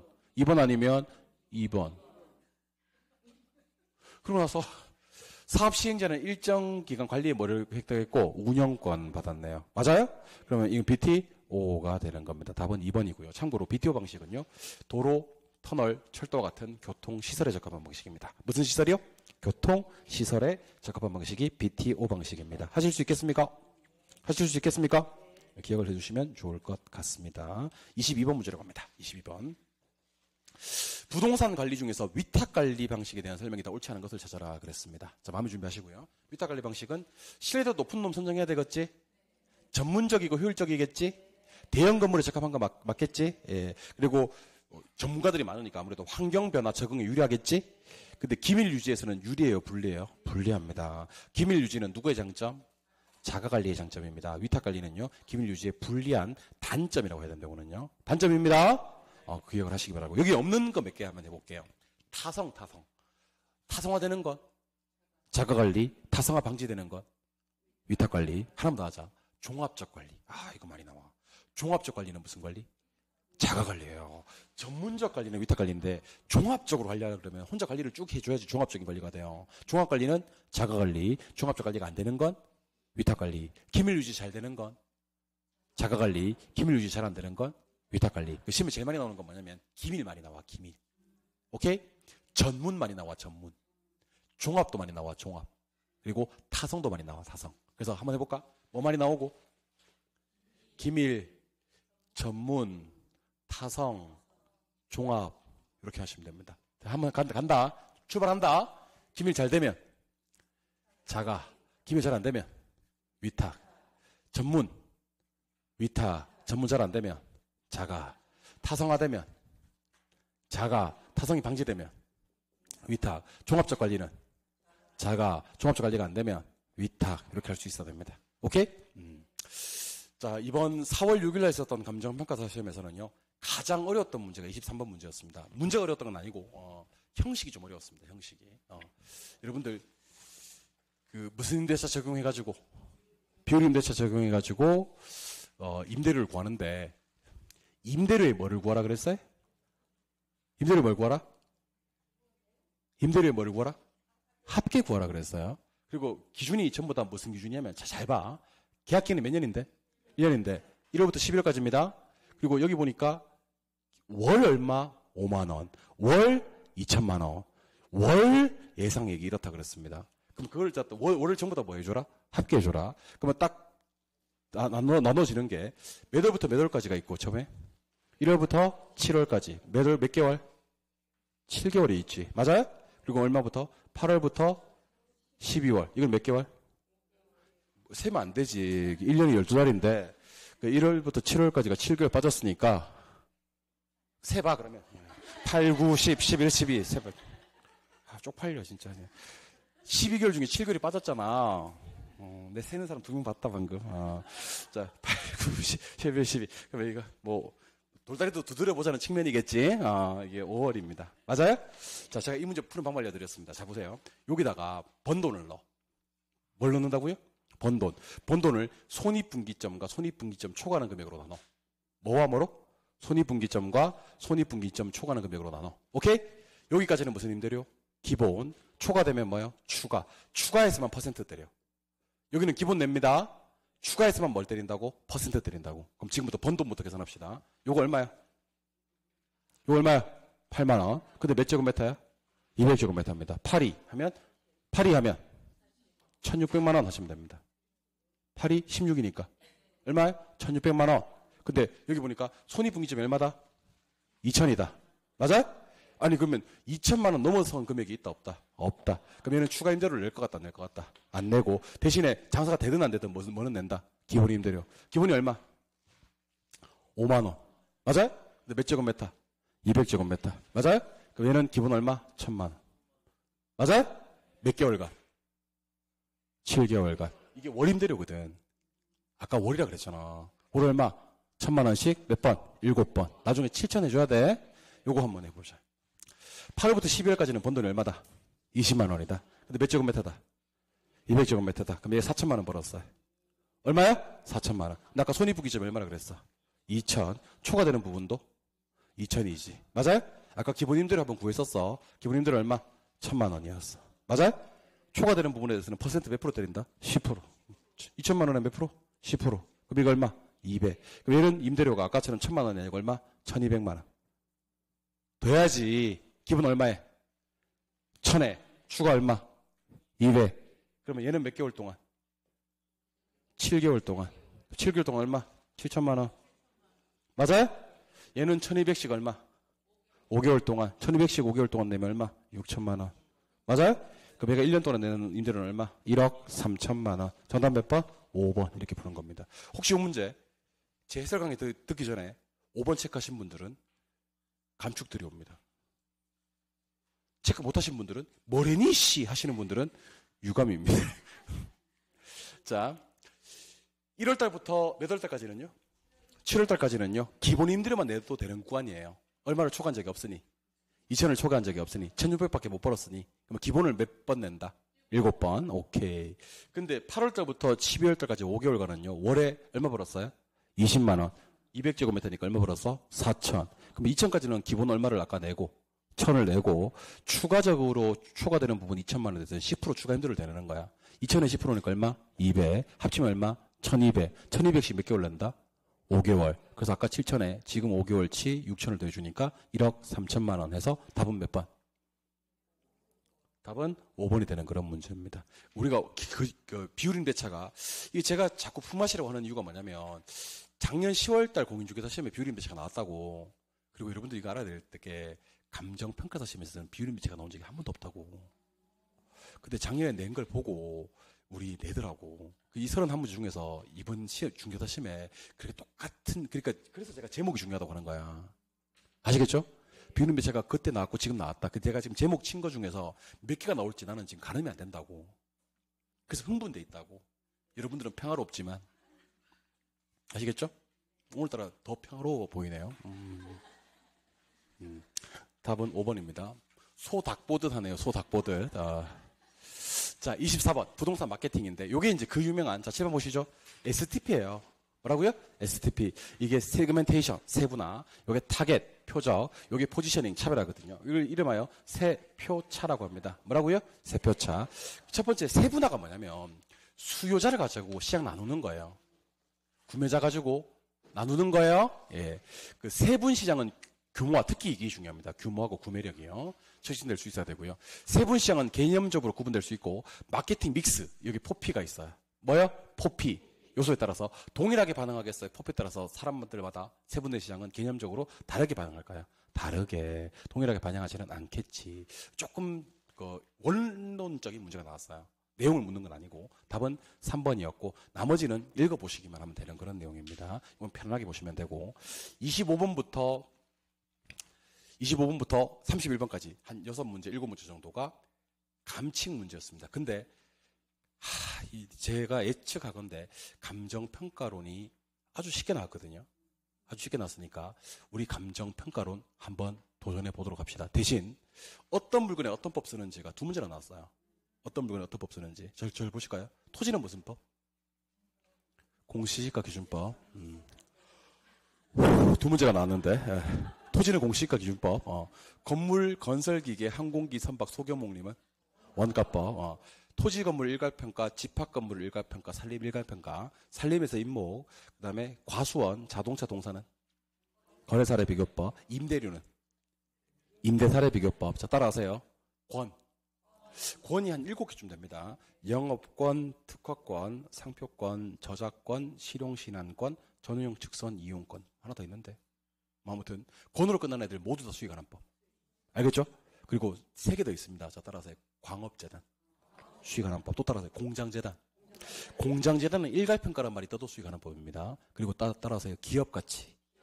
사실 여기까지만 알면 되고 모르시면 안 나오겠지만 비상장 채권도 수익하는 법입니다. 수익하는 법 쓰는 물건 영업권, 특허권, 상표권, 저작권, 실용신안권, 전용특선, 이용권 됐고 권으로 끝나는 것들 전부 다 수익하는 법. 오케이? 그리고 재단으로 끝나는 애들 광업재단, 공장재단은 일괄에 떠도 수익하는 법. 기업가치의 비상장 채권은 수익하는 법 씁니다. 아시겠죠? 문제 진짜 쉬워요. 감정평가로는 물반 호기 반입니다. 자, 1번 물건을 평가할 때는 뭘로 평가하고요? 시장가치로 평가하고요. 무슨 시점에서? 기준 시점에서 대상 물건의 이용사항 및 공법사항 제한 무슨 상태? 받는 상태. 이걸 현황이라고 합니다. 그리고 물건 평가할 때 뭐로 평가해야 됩니까? 개별. 그리고 가치를 달리하면 가치를 뭐해서요? 구분해서요. 근데 4번에 감정평가 법인 등이 토지를 평가할 때 뭐를 평가한대요? 토지요. 토지 평가할 때는 수익하는법 써야 돼요? 다른 거 써야 돼요? 다른 거. 무슨 법이요? 그렇지. 이거 들리는 사람은 정말 설마 있겠습니까? 토지를 평가할 때는 공시지가 무슨 법이요? 기준법이요. 틀린 거 찾아야 되니까 답은 몇 번? 4번. 너무 쉽고요. 26번 문제는 됐어요. 26번 문제는 우리 공인중개사 시험에서는 이 정도만 공부하시면 됩니다. 자, 따라가세요. 내부, 외부. 자, 하나는 균형의 원칙이고 하나는 적합의 원칙인데 내부는 무슨 원칙? 내부는 균형, 외부는 적합. 그래서 3개씩만 기억하시면 됩니다. 자, 따라하세요. 구성 요소, 기능적 감가, 개별 분석. 요 3가지는 부동산 내부를 따진다, 외부를 따진다. 내부를 따지기 때문에 내부 무슨 원칙? 균형의 원칙. 처음에 외울 때부터 내부 균형 이렇게 외워버리세요. 무슨 균형? 내부 균형. 그 외부 적합 원칙 관계되는 것은요. 환경, 무슨 감가? 경제적 감가. 또 지역 분석. 지역 분석. 요거는 외부 적합의 원칙. 그래서 한 개씩 물어볼게요. 구성 요소는 내부 균형, 환경은 외부 적합, 기능적 감가는 내부 균형, 경제적 감가는 외부 적합, 개별 분석은 내부 균형, 지역 분석은 외부 적합 이렇게 하시면 되는 겁니다. 아시겠습니까? 어차피 답은 여기서 결판이 나. 그러니까 문제 한번 볼까요? 예. 답은 4번입니다. 4번. 부동산의 가격이 내부적 요인에 의해서 긍정적, 부정적 영향을 받아서 형성되는 것은 적합의 원칙이다. 자, 이게 무슨 원칙이 되려 그러면? 적합의 원칙이 되려 그러면 내부예요? 이게 외부예요? 외부. 아니, 다 집어치우더라도 내부는 무슨 원칙? 균형. 외부는 무슨 원칙? 적합. 내부. 균형. 외부. 적합. 이렇게 해야 되잖아. 적합인데 앞에 내부가 있으면 이상하다는 생각이 들어야 되는 거야. 틀린 거 찾아야 됩니까? 답은 몇 번? 4번이 되는 그런 문제입니다. 오케이? 27번 문제 풀기 전에 칠판 한번 바라봐 주세요. 여러분들 감정평가하는 순서는 지역 분석이라는 게 있고 개별 분석이라는 게 있습니까? 조만간 끝낼 테니까 칠판 보세요. 그래서 제가 저기 이 강의실에서 강의를 하는 거예요. 여기 혹시 저기 야간만 기다리고 막 그럴까 봐. 아시겠죠? 근데 뭐 마음이 급해서 빨리 마치겠지? 뒤에 중요한 거 많은데 그냥 건너뛰겠지? 그럼 여러분들은 빨리 마친다고 지랄하겠지? 그러니까 내가 이렇게 하는 거예요. 다 뜻이 있어서 그런 겁니다. 뭔 말인지 모르겠지 지금? 저 칠판 봐요. 네. 지역 분석은 선행에 후행에. 개별 분석은 후행. 하나는 최유효 이용, 하나는 표준적 이용. 지역 분석은 표준적 이용. 개별 분석은 최유효 이용. 하나는 가격, 하나는 가격 수준. 지역 분석은 가격 수준. 뭘 가격이래. 개별 분석은 가격. 이렇게 하는 겁니다. 오케이? 다시 가격 구하는 것. 개별 분석. 가격 수준 구하는 것. 지역 분석. 최유효 이용은 개별 분석. 표준적 이용은 지역 분석. 먼저 하는 것. 지역 분석. 나중에 하는 것. 지금부터 주관식입니다. 자, 지역에는 3가지 지역이 있습니다. 인근 지역, 유사 지역, 동일 수거권. 자, 요거 제가 책에다가 형광펜 치면서 외우라고 했던 거 혹시 기억나십니까?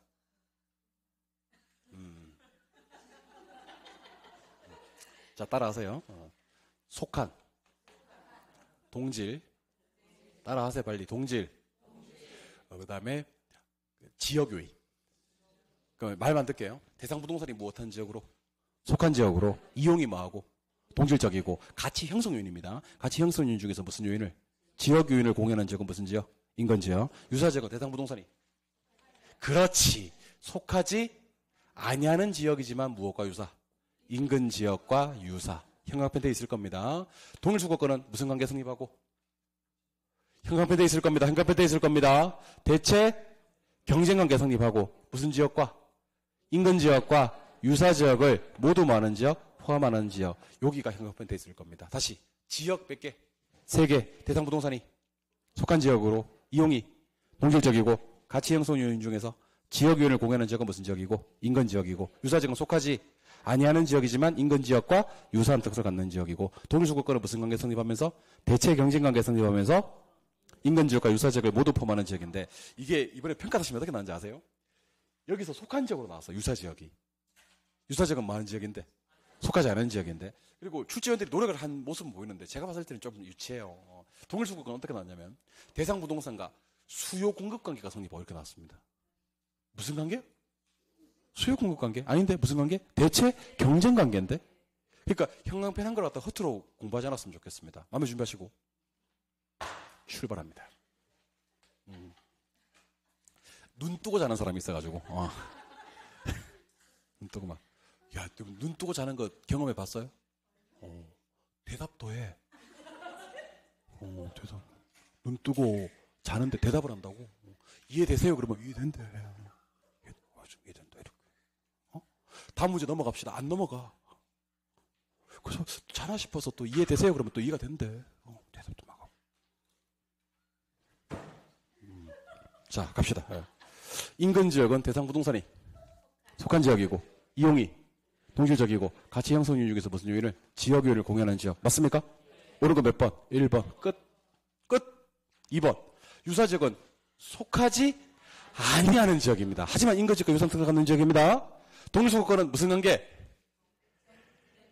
대체관계 그리고 경쟁관계 성립하고 끝에 빠져있는 말이 있어요. 반드시 무슨 지역과? 인근 지역과 유사 지역을 포함한다는 말이 빠져서는 안 돼. 오케이? 지역 분석은 자 최유효 이용하고 가격 판정하는 건 지역 분석이에요? 개별 분석이에요?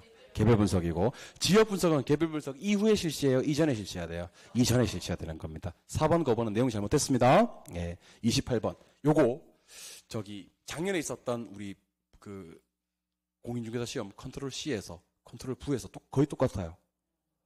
거의 똑같이 만든 문제입니다. 와 이거 참 그 감정평가사 출제위원들도 문제 가져오면서 상당히 많이 고민했을 겁니다. 이렇게 똑같이 내도 되나? 그러니까 합시다 했겠지. 그래 술 한잔 먹고 합시다 하고 한 것 같아. 내가 봤을 때 똑같이 나왔습니다. 수익하는 법 중에 물건 무슨 법이요? 수익하는 법. 이거 맞아? 이거 맞아? 이거야. 요거는 거래사례 비교법이에요. 일산 과자동입니다. 그럼 총 몇 개 중? 6개 중 하나 빠지지? 답은 몇 개? 5개. 수익하는 법 쓰는 물건. 자, 저 따라하세요. 영광공기업. 영 뭐야? 영업권. 뿐만 아니고 건으로 끝나는 모든 것들. 강업재단. 공장재단. 기업가치. 오케이? 영광공기업은 수익하는 법입니다. 답은 몇 번? 4번. 29번. 자, 최근에 좀, 그러니까 출제 경향을 좀 알려드릴게요. 최근 출제 경향에서는요, 이렇게 기역, 니은, 디귿, 니을 중에서 4개 다 맞게 주는 것도 많습니다. 그리고 혹시 굳이 4개가 다 맞다는 생각이 드시면, 설마 다 맞겠어? 하고는 빼지 말고요. 4개 다 맞는 것도 답으로 체크해 주시면 좋습니다. 자, 칠판 한번 보시고요. 원가 방식으로 가액 구하는 건 무슨 법? 원가법. 임대료 구하는 것은 적산법. 둘 다 무슨 방식이다? 원가 방식이다. 그리고 무슨 원가는? 제조달 원가는 무조건 도급 방식 기준합니다. 무조건 언제나 무슨 방식 기준한다? 도급 방식. 자가 건설을 해도 도급 방식이 기준합니다. 무조건 도급 방식 기준입니다. 그리고 경제적 감가. 이걸 갖다 우리가 굳이 얘기하자면 부의 외부 효과입니다. 경제적 감가는 무슨 외부 효과 때문이다?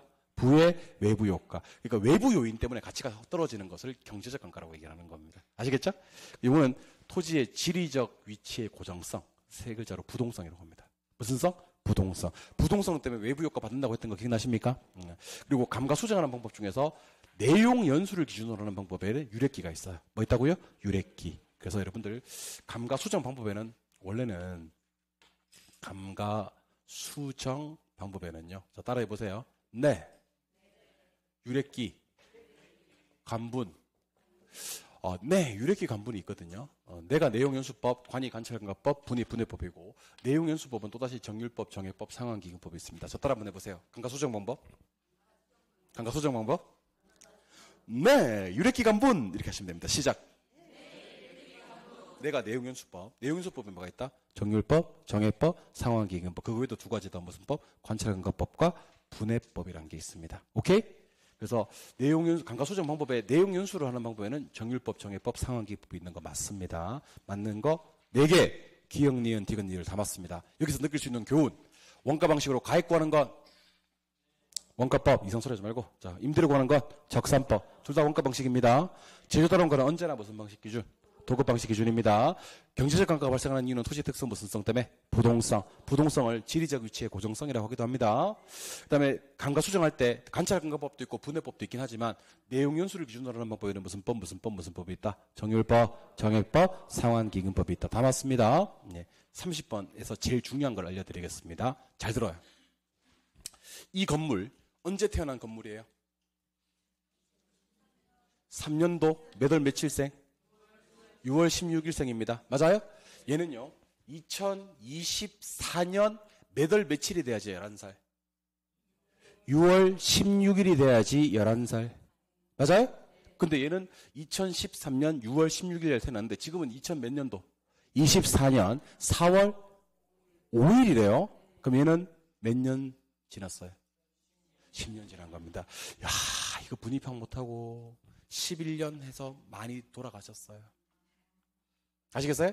이거 우리는 만 나이 따진다 그래요. 뭔 따진다? 그래서 이거 갖다가 잘 들어요. 만 나이 따지는 거. 만년 감가라 그래요. 무슨 감가? 만년 감가라 그래요. 이걸 뭐라고 한다고요? 이걸 뭐라고 한다고요? 이게 공인중개사 시험에 한 번도 안 났어요. 아직까지.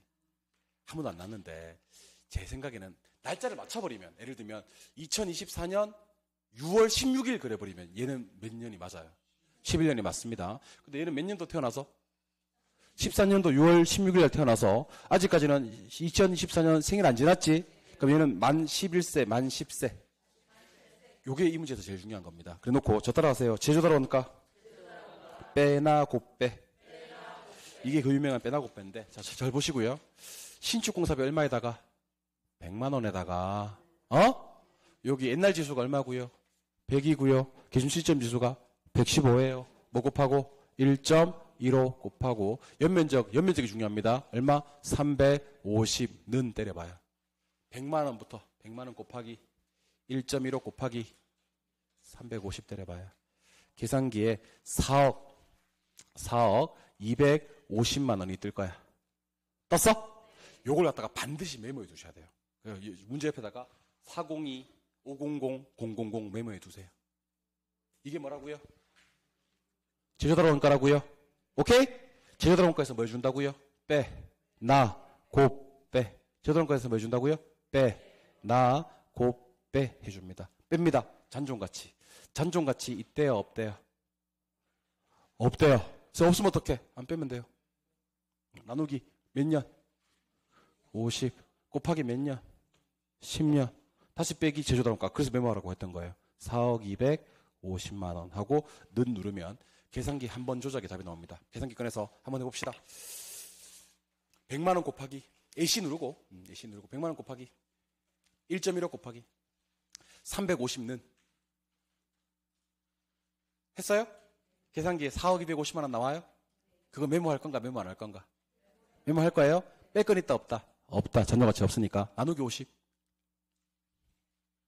곱하기 10 다시 빼기 402 500 000는 402 500 000는 때리니까 계산기에 마이너스 얼마 같아요? 3억 2,200만 원이 있다? 마이너스만 안 읽으면 계산기 한번 조작에 답이 나옵니다. 그래서 여러분들 뭐 구한 다음? 제조달원가 구한 다음에 뭐만 해주시면 됩니까? 시작. 빼, 나, 곱, 빼 해주시면 됩니다. 뭐 빼고요? 잔존가치. 뭐 나누고요? 내용연수. 뭐 곱합니까? 경과연수. 다시 뭐 뺍니까? 제조달원가. 적산가격 한 번에 구할 수 있습니다. 만년간가는 아직 시험에 한 번도 안 나왔습니다. 만나이 따지는 거 31번. 여러분들 절 좀 바라봐 주세요. Look at me. 뭘 구하래요? 하나니율. 하나니율은 저부대 곱하시면 돼요. 뭘 곱한다고요? 저부대. 대답하세요. 저가 뭐야? 저기 보자. 이거 얼마야? 0.06. 맞아요? 대가 무슨 비율? 대부 비율. 몇 프로? 25%. 그럼 뭐만 알면? 부채 감당률 얼마 되네? 자, 저 보시고. 부채 감당률은 뭐 분해? 부채 서비스액 분해 순양업소득입니다. 오케이? 자, 여러분 절 좀 바라봐 주세요.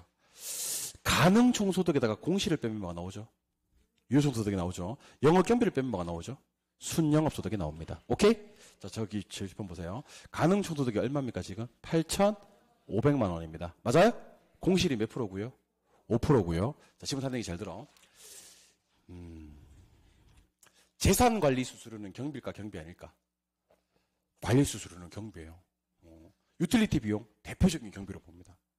관리 직원 인건비, 관리 인건비는 경비예요. 근데 부채 서비스액은 경비 아니에요? 아니에요. 그러면 요거 3개가 경비인데 몇 프로짜리 2개와 2%짜리 2개랑 3%짜리 하나가 경비입니다. 그럼 이건 어쩔 수가 없어요. 8,500 곱하기 2%를 계산해 주셔야 됩니다. 8,500 곱하기 2%가 얼마입니까? 8,500 곱하기 2%가 얼마입니까? 170만 원입니까? 그럼 170만 원짜리 몇 개 있고? 2개 있고, 맞아요? 8,500 곱하기 3% 한번 해보실래요? 8,500 곱하기 3%. 8,500 곱하기 3%면 얼마입니까? 255만 원입니다. 그럼 요거 3개 더하면 이게 경비거든요. 경비가 595만 원이에요. 얼마요? 595만 원. 자, 그러면 계산기 한번 꺼내볼래요? 계산기 꺼내서 제가 하자는 대로 한번 해봐요. 하자는 대로 한번 해봐요. 8,500만 원을 다 때려보세요. 8,500만 원. 8,500만 원. 다 때렸어요? 이게 뭐라고요? 저기 가능소득 빼기 5% 해봐. 빼기 5%. 그럼 여러분들 지금 계산기에 8,075만 원이 있다요? 이게 그럼 뭐가 되는 거예요? 유효총소득이 되는 겁니다. 그리고 우리가 아까 구했던 거 빼기 595만 원 해봐요. 595만 원. 그러면 계산기 순영업소득이 아마 7,480만 원이 뜰 거예요. 얼마요? 7,480만 원. 그럼 방금 순영업소득이 7,480만 원이라고 그랬어요? 계산기도 7,480만 원이 떠 있어요? 근데 그 밑에 보니까 부채 서비스액 있습니까? 부채 감당률은 뭐 분의 뭐죠? 부채 서비스액 분의 순영업소득. 부채 서비스액 얼마로 돼 있어요? 2천. 계산기에 7,480만 원 있죠? 나누기 2천 때려봐요. 그럼 계산기에 3.78이 뜰 거예요. 3.74가 뜰 거예요. 뭐요? 3.74. 그럼 우리가 구한 3.74가 뭐다? 부채 감당률이에요. 뭐라고요? 부채 감당률. 계산기 꺼내요. 계산기 꺼내요. 0.06 곱하기 3.74 곱하기 25%. 끝. 25% 했어? 계산기 얼마 뜨냐면 0.0561이 뜰 거예요. 뭐가 뜬다고요? 0.0561. 퍼센테이지로 얘기하고 그랬으니까 몇 프로? 5.61%가 답이 됩니다. 이해하셨습니까? 이해하셨습니까? 답은 1번이 되는 그런 문제예요. 아까도 한번 소개해드렸는데 환원율을 구할 때 순영업소득 나누기 가격에서 구하기도 하고요. 환원율을 구할 때 저부대 곱해서 구하기도 한다는 것을 기억해 주시기 바랍니다. 여러분들 이런 작업 몇 번 하면요. 실력이 정말 많이 늘어요. 전범위를 다 본 거잖아. 실력이 정말 많이 늡니다. 아시겠죠? 다음 주는 뭐를 할 거냐면 다음 주는 똑같습니다. 한 4시 반부터 6시 반, 뭐 좀 많게는 7시까지 빈칸 노트 정리를 할 겁니다. 이건 철저하게 이론 중심의 강의인데 다음 주는 총론, 경제론, 시장론, 정책론까지 볼 겁니다. 그 다음 주는 투자, 금융, 개발, 감정평가 볼 겁니다. 그래서 2주에서 빈칸 노트를 끝낼 겁니다. 이거 2주에서 빈칸 노트 끝내놓으면요. 남들보다 무조건 10점을 더 나오게 만들 수 있습니다. 여러분 제가 부동산학 개론 만점 배출자입니다. 아시겠죠? 내가 만점은 못 만들어도 75점은 만들 수 있으니까요. 빈칸 노트. 만점 합격자가 빈칸 노트를 일주일에 한 번씩 봤대요. 전범위. 그래서 제가 한 주하고 2주 만에 끝내드릴 거거든요. 그리고 제가 이 강의는 어디에서 한 강의가 아닙니다. 여기서 처음 합니다. 앞으로 안 할 거예요. 아시겠어요? 그러니까 요 강의만 진행할 거니까 요 듣고 나서 빈칸 노트 반복하시면 부동산학 개론 잘하면 80점까지도 만들 수 있을 것 같습니다. 아시겠죠? 100점은 기대하지 않겠습니다. 다음 주 기대해 주셔도 좋습니다. 고생하셨고요. 다음 주까지 힘찬 한 주 되시기 바랍니다. 수고하셨습니다. 네.